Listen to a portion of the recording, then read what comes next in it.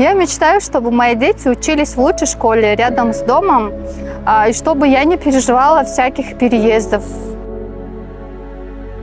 Знаете, жить в целом неплохо, но если бы я мог изменить что-то одно, то это были бы пробки. Я трачу каждый день около 2 часов только на дорогу туда и обратно.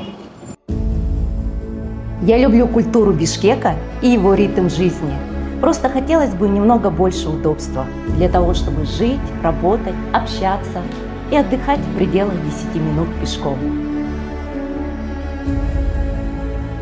У Бишкека огромный потенциал, но ему не хватает продуманных проектов, в которых самое главное – это человек, где жильцы могут почувствовать не только комфорт, но и связь и принадлежность. Мы не просто строим дома, мы создаем новый образ жизни.